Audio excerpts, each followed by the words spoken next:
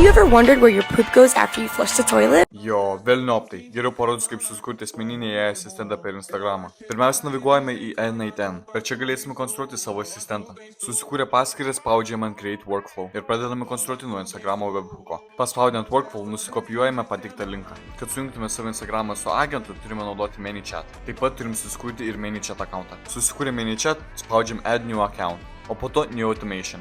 Pradedam nuo Trigger, kitaip vadinama žinutės, kuri aktyvuos mūsų agentą. Sekantis žingsnis sukuriam New Action, Set User Field. Spaudžiame ant raudono teksto ir pasirenkime User Input. Be to, value turi būti Last Text Input. Sekantis žingsnis taipogi turėtų būti Action, bet šį kartą pasirinkame Make External Request. Čia galime paistinti prieš tai nukopijuotą linką. Context for Testing pasirinkite savo Instagramą. Toliau eikite į Body ir parašykite tai, ką matote ekrane. Paskutinis šio laukelio žingsnis yra eikite į Response Mapping ir parašykite tai, ką matote vėl ekrane. Paskutinis ManyChat žingsnis yra pridėkite Instagramo laukelį ir pasirinkite Data Collection, kad agentas atsimintų jūsų pokalbius. Į tuščią šio laukelio langelį įrašykite Assistant Reply. Be to, kur yra prašytas tekstas, turite įdėti User Input. Užbaigę šią skiltį, prijungite jį prie prieš tai buvusio Action. Dabar galime grįžti į N8N. Spaudžiame ant pliusiuko, pasirenkame AI ir pasirenkame AI Agent. Toliau spaudžiame ant Chat Models ir pasirenkame OpenAI. Patulikti su mini modeliu. Spaudžiam ant Memory pliusiuko ir pasirenkame Simple Memory. Kad užbaigtume sistemą, pasirenkame Respond to Webhook ir pasirenkame, kad Respond with all incoming items. Tada spaudžiame Save ir boom, jūsų agentas yra jau live. Pažiūrėkime, kaip veikia mūsų sukurtas agentas.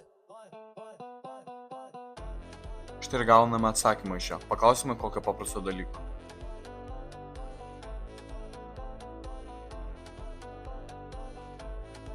Štai paklausus, kiek kainuoja bulvės, mes sužinome, kad bulvės kainuoja tarp 40 ir 80 euro centų.